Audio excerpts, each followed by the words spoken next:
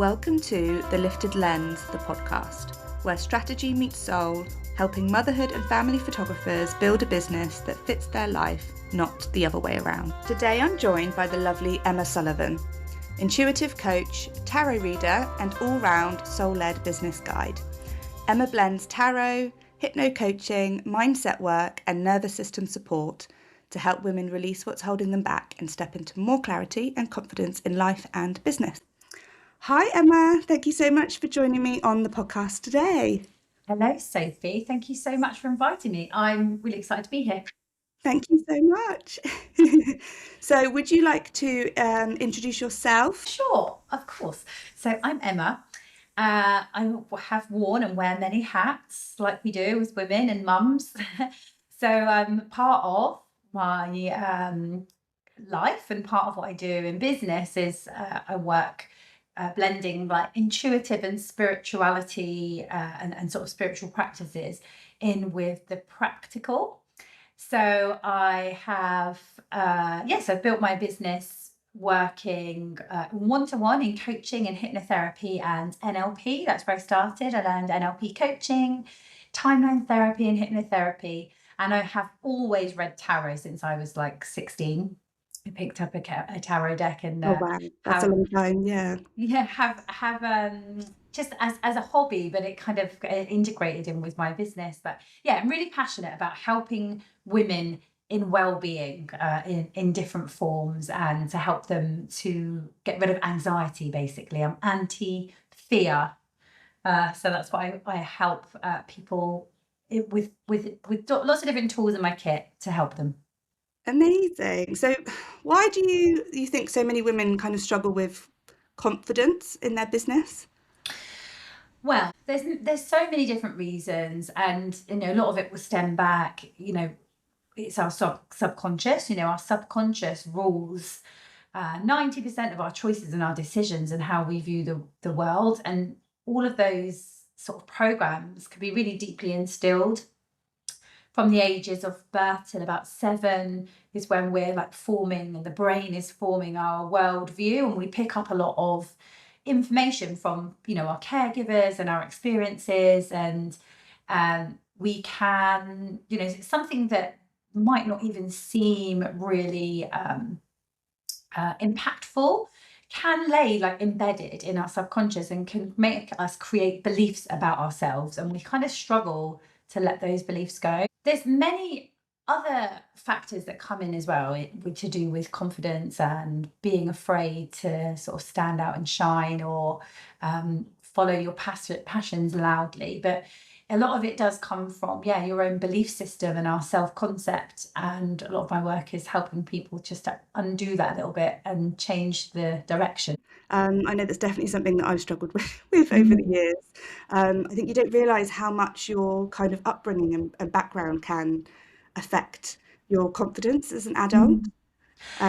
Yeah. So how does your subconscious work change the way that we can show up? So we've got sort of different layers to the brain, and the subconscious is like, imagine it's like the engine or like the computer program. Imagine it's like a program that's running different things. And we've got our conscious mind, which is where we hear all of our thoughts, and it's like really busy, and where we spend a lot of time, self-chat. Like you have your inner critic and your cheerleader. You have all of these thoughts that are whizzing around consciously. But in the subconscious, like on quite deeper layers, is where those thoughts come from. It's like the driving force of where these thoughts come from. And sometimes we're not aware. Many of us, like, if women have experienced bullying, and many of us have in one way or another, whether it's a little, it's life. We have these experiences where we have to deal with other people's opinions or other people's actions have a negative impact on us. But what happens is we keep replaying that, and we keep relating to that, and we end up fueling it and giving it a lot more clout and a lot more power than we need to. So your brain looks for proof or reinforcement that your beliefs are true. I guess that becomes like your inner voice then, doesn't it? And that's like what you're telling yourself. And sometimes our inner voice or our inner critic can be someone else's voice. So if you grew up with somebody that was quite critical of you, that you felt was quite judgmental of you, or you were a bit worried, or, you know, they were a little bit intimidating, you might have had, you know, a relative or a parent or somebody that you had in a position of authority, like a teacher or someone that told you off or told you to be quiet, or that you're too loud, or that you're too big or too small, or, you know, and all these things can really, you know, it's like comes from shame and fear. And we kind of like internalize that. And our brain then starts to look for reinforcements that that thing is true. Yeah. But our brain is like, you know, when we're working with anxiety as well, the reason why we kind of like feed into it ourselves is because our brain is trying to protect us, it's trying to do our job. But if we're giving it the wrong information and the wrong program, we're going to keep reinforcing the beliefs that are not helping us, if that makes sense.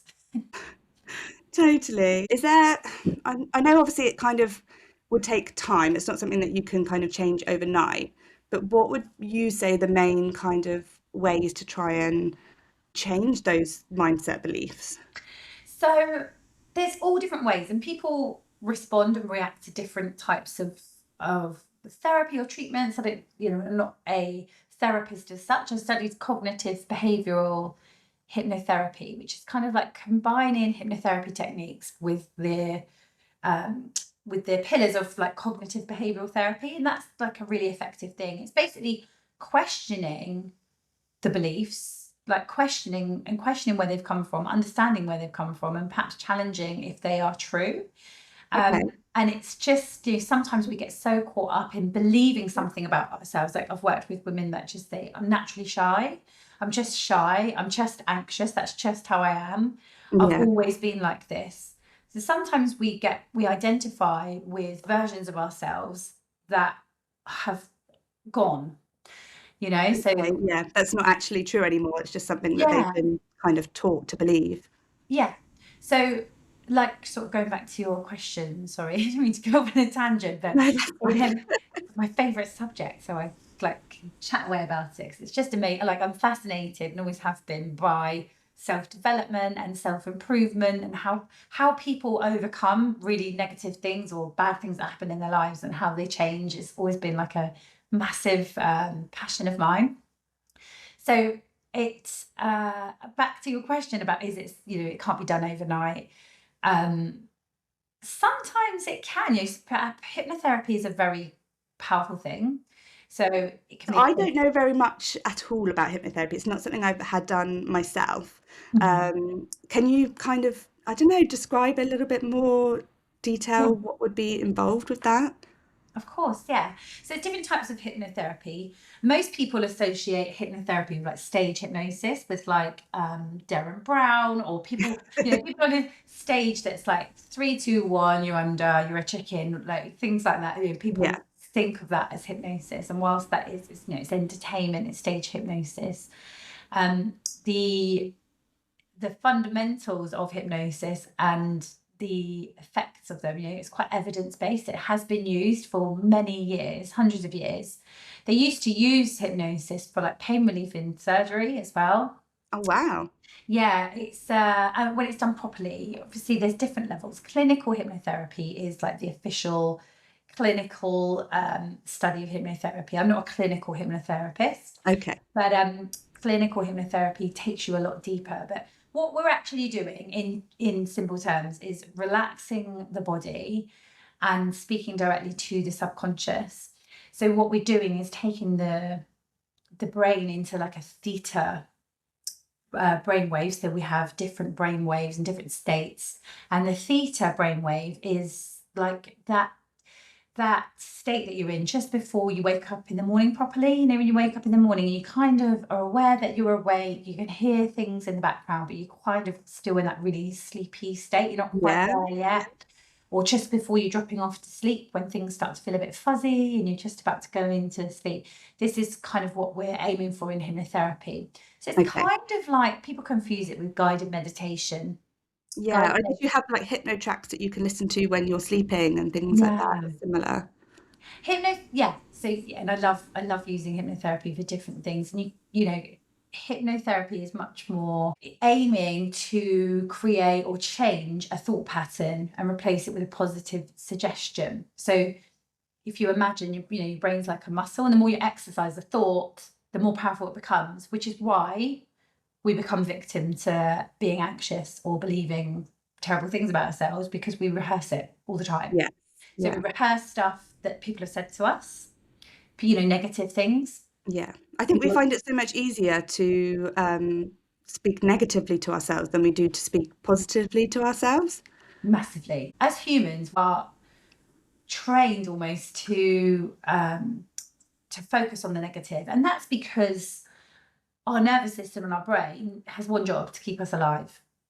And in like prehistoric times, obviously you would have had to run from danger, or had to kill or be killed, like to survive.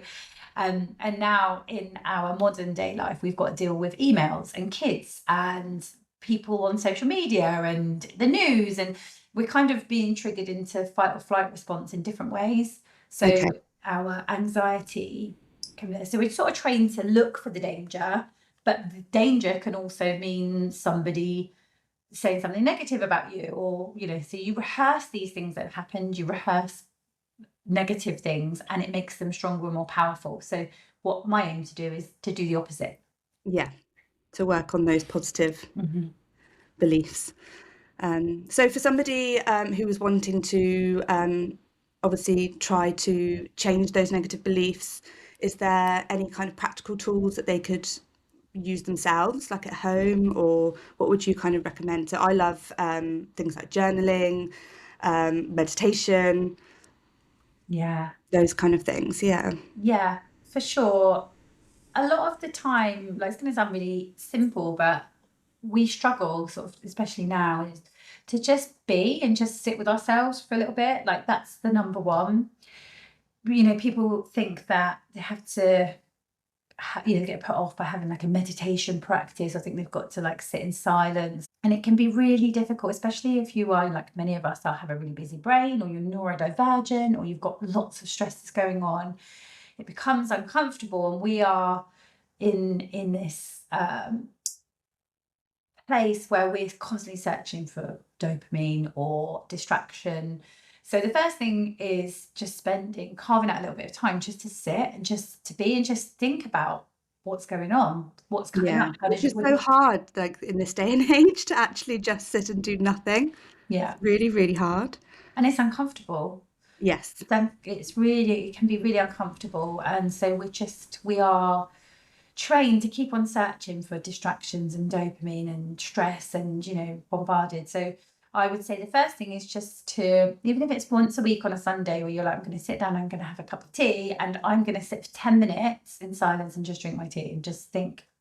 And like you said, journaling is amazing, because like you'll know as well, sometimes when you start writing, it just starts flowing, like stuff comes out that you're not aware of, or you hadn't thought about.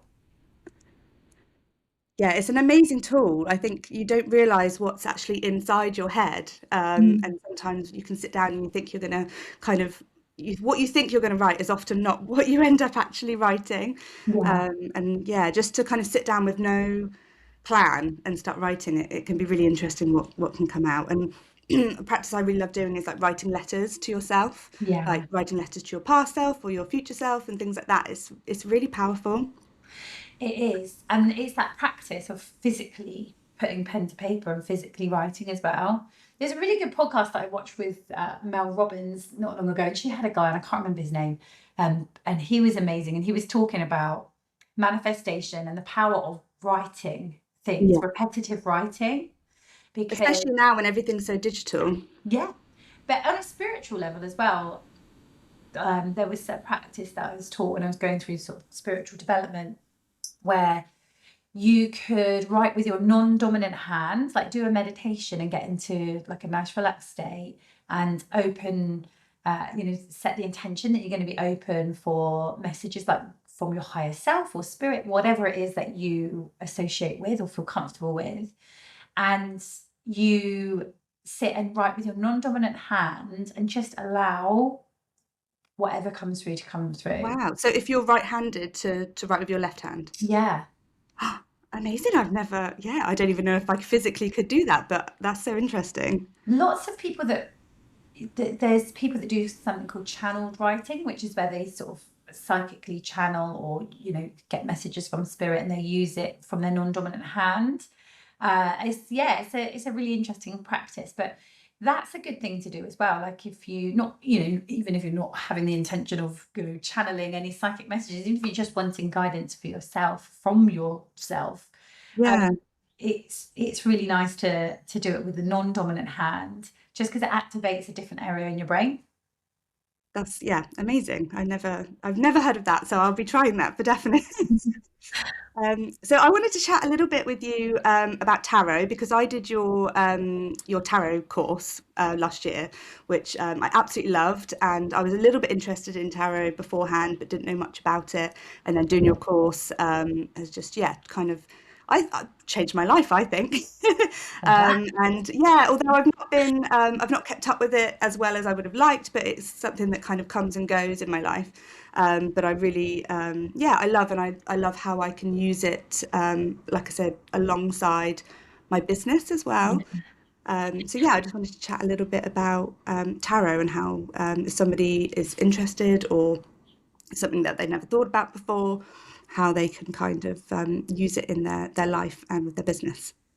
Amazing. So yeah, you did so well on that course as well. So it's so Oh, well thank done. you. And I'm I loved glad you it. sort of glad that it's made so many positive changes. There's it's a real misconception with tarot, and I know I spoke about this at length when I taught that course. There's a lot of people that are frightened of it, or there's a lot of people that have these connotations that it's something quite dark or demonic. But really, it's the same as anything. It's your intention behind it. And tarot is just, for me, it's a tool that works quite nicely with accessing the subconscious as well. Yeah, I don't necessarily view tarot in the way that lots of people do. Tarot for me isn't about predicting the future. I don't yeah, think it's helpful for people to predict the future.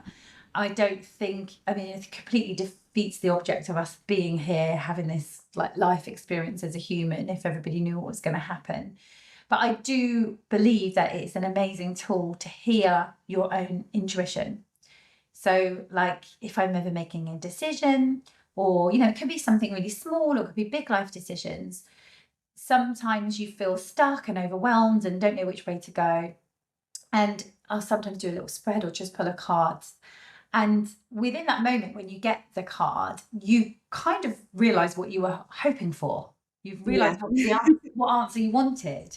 So it's not necessarily the tarot as an external like source operating by itself. It's you, Yeah, and it's it tapping into your kind of inner subconscious, isn't it, I guess? 100%, yeah. And it's never, life changes all the time.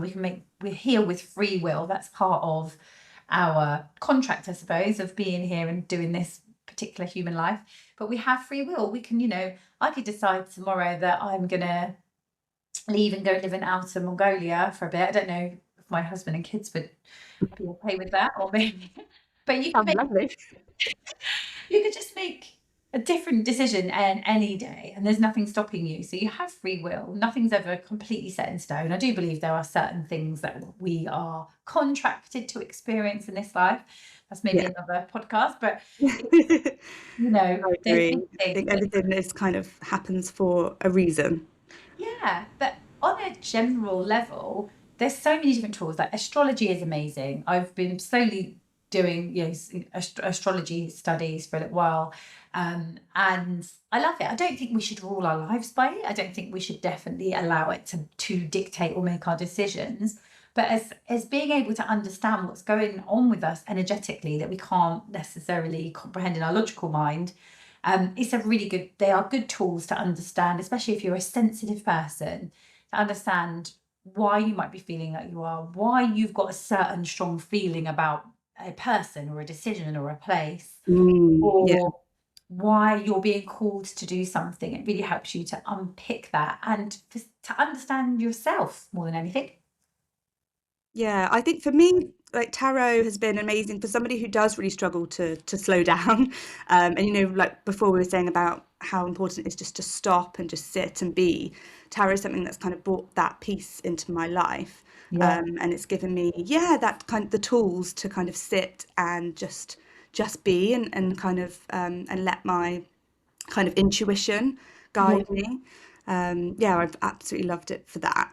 And yeah, I think it's an amazing tool. I definitely Yeah. recommend it. Oh, I'm so pleased. I'm so happy, yeah, that you've taken to it, and it's it's just something you can develop. My lots of my friends and family ask me to do readings for them, and I always say like take it with a pinch of salt because I am still Yeah. very much learning. 100%, but it's like it's fun as well, like things Yeah. can be so serious, it's fun.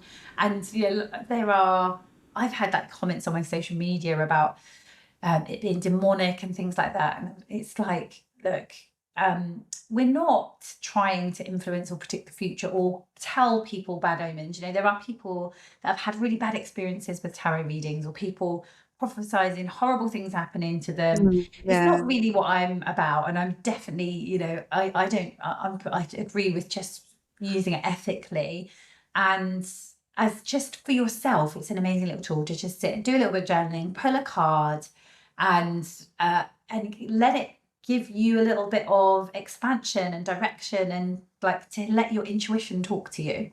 Yeah, and just had that little bit of inner guidance kind Yeah. of come through, definitely. So I've done quite a lot of work over the last few years about like money mindset. Mhm. I didn't know if that was something that yeah, I don't know how can mindset really affect. What do you think? If can mindset affect how much money we make? Is that Yeah. something that you would agree with? For sure. And this is something that I'm working with now. I'm tending to work a little bit more with women in well-being businesses. And it's something that comes up, especially in well-being, or like when you're, in a sort of a service-based business. In like the healing sort of industry, where people, Yeah. they struggle to charge because, there's this like this misconception that you should be doing things for free, basically. And So it's so linked to your own kind of personal um what's the word? Like your own self-worth, I guess, isn't it? it's So you're charging absolutely, for literally your own time and your talents. yeah, and it's really important to work on. And look, there's lots of talk about about money blocks and subconscious money blocks.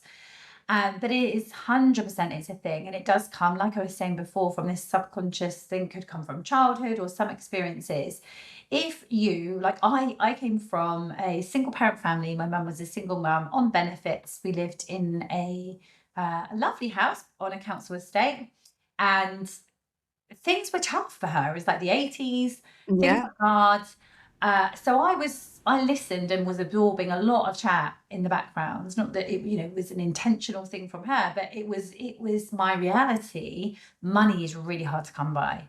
Things Yeah. are tough. Money's hard. Everything's expensive. So like these things that are repeated all the time become your narrative inside. So even if life completely changes and you come into lots of money, you hear about people that win the lottery and they can't cope with it. They spend Yes. it all. They Yeah. cannot cope with the energy of money, and it's an energy, and it's very much tied to your self-worth. It's very much a reflection, and also there's so many facets to it. I love it. It's like one of my favorite subjects, but it's also about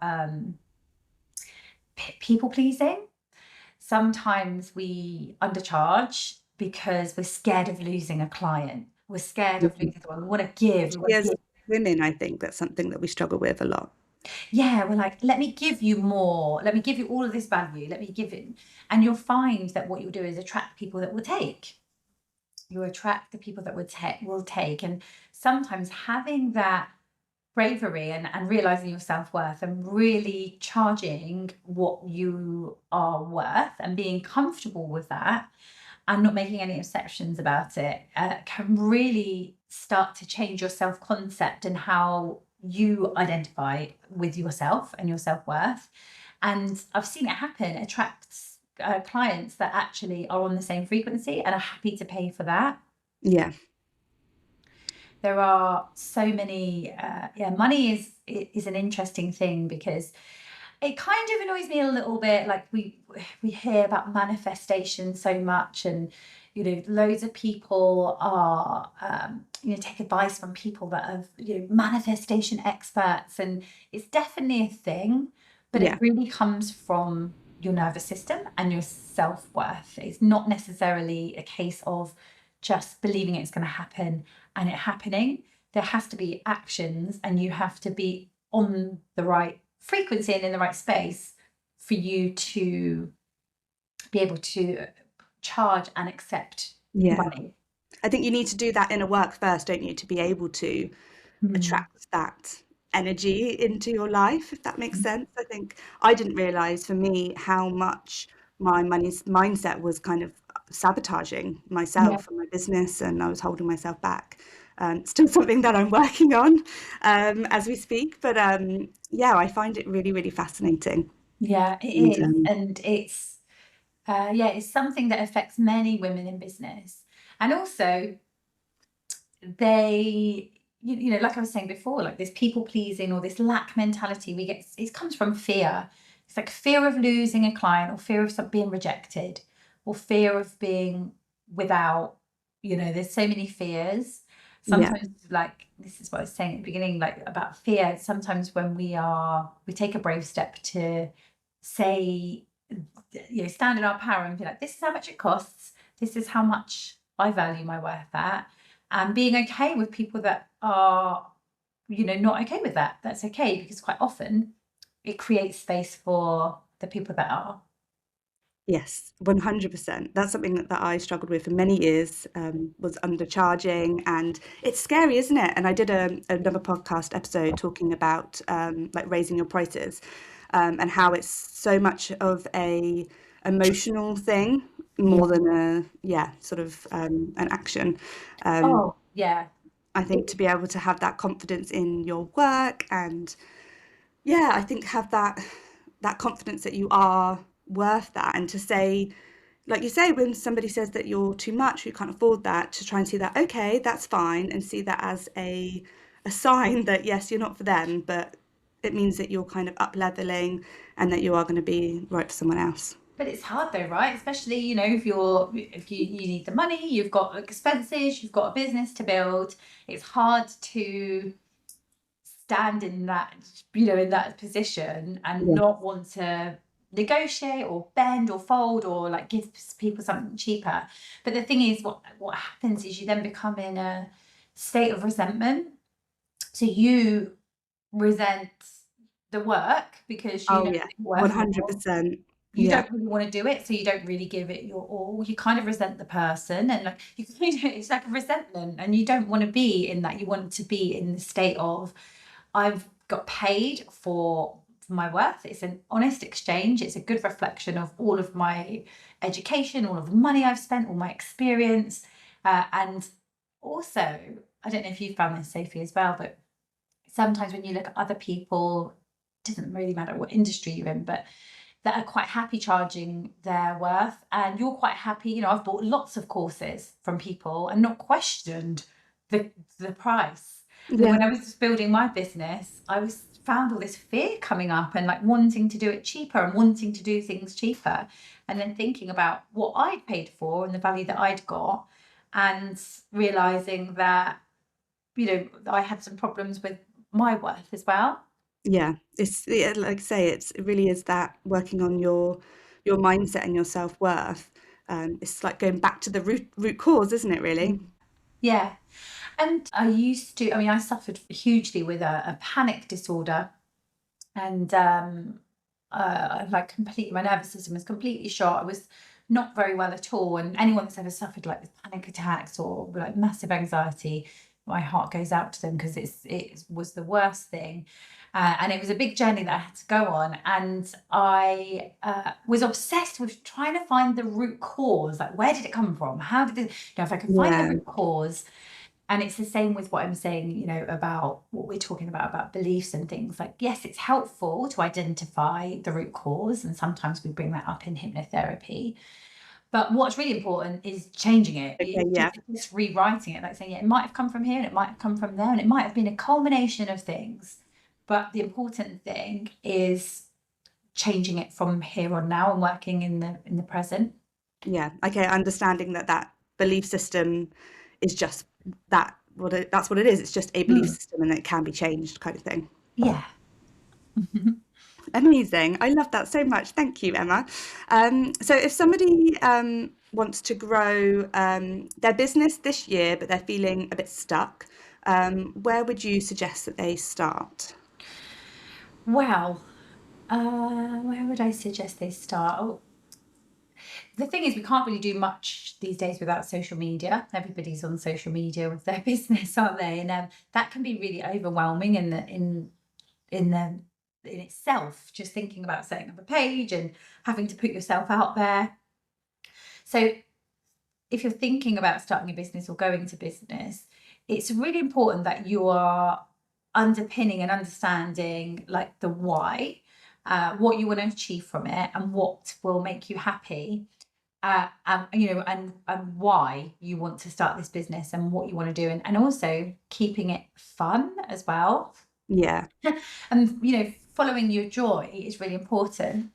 I would also say comparison is literally a killer as well. So although it's really good to take inspiration from other people in your space, that what you're doing, follow the people that are doing things well, absolutely, but don't compare yourself, because you don't know exactly what's going on behind the scenes and how long it's taken that person to get there, how many times they've had to start and try again, how many times they've had a mentee be about it. So we've been there. So it's like And sometimes the most successful, well, it looks like the most successful businesses on Instagram often aren't. They're not necessarily the people that are no, making the most money or are actually the most successful. So you kind of have to exactly. take social media with a pinch of salt sometimes, I think. And social media is changing all the time. You can have loads and loads of followers and not many sales. You can have 100 followers and have all those followers watching what you're doing and be getting 20, you know, depending on what you're doing, 20 sales a month, 20 sales a week Yeah. from those. What I would say is always, you know, authenticity, 100%. Don't be Yeah. afraid to show yourself. People buy from people now. It's about people. They buy from you as a person, and your energy and how much you care about it is going to shine through. Especially I So, think when it comes to photography as well. It's such a personal kind yeah, of thing for somebody to be booking, especially like a newborn shoot, for instance. yeah, Like they really want to be seeing you and know that they're gonna kind of feel comfortable with you. yeah. I mean, that's a huge thing, isn't it? Like taking your brand new newborn baby to a photo shoot, and you know, not knowing who is going to be there or who's behind the camera. So yeah, especially something like that, that's a really intimate service. It's, you know, It it's is, in yeah. the same realms as like well-being, or going for a massage, or going to have Reiki, or going to have treatment or therapy, whatever. But it's about sort of just being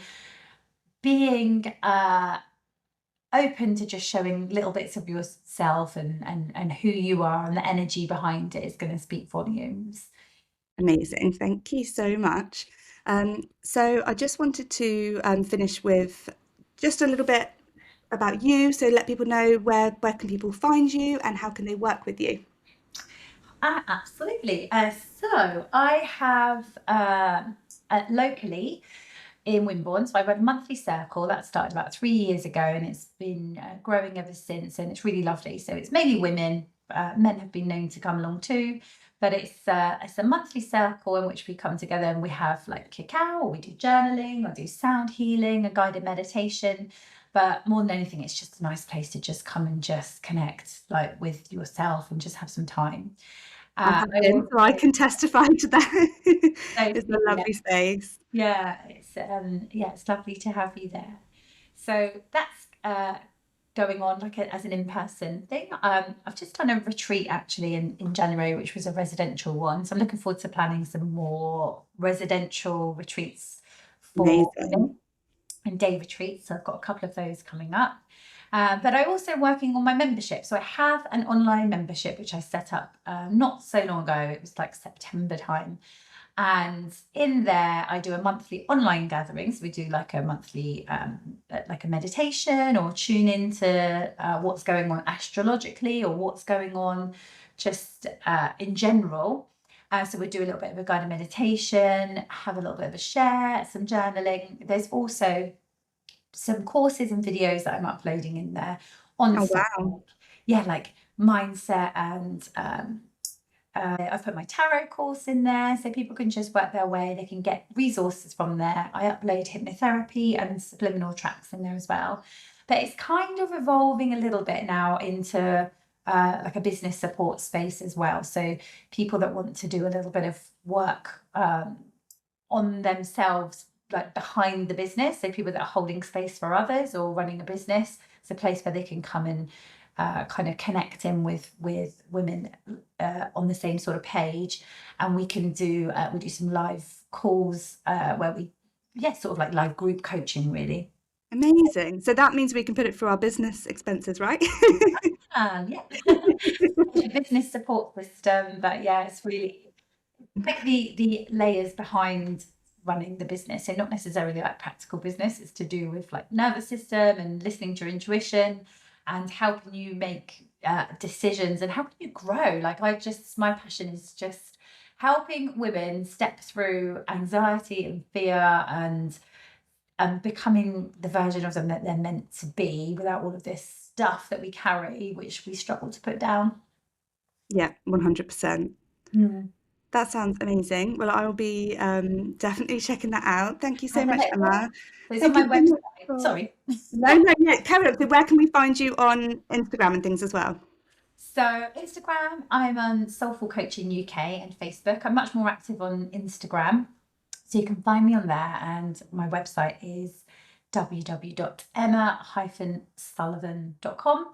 But most of my stuff is on Instagram and on my link tree. So you can either book one-to-one coaching with me, join the membership, come to a circle, come to a retreat, or just give me a follow on there for, do a little bit of spiritual, a little bit of practical. I like to keep it grounded, but,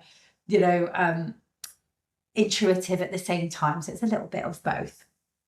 Magical. Oh, well, I think you are magical, Emma. Thank you so much for coming on the podcast today. And I'll speak to you soon. Thank you, Emma. So much, Thanks for having me.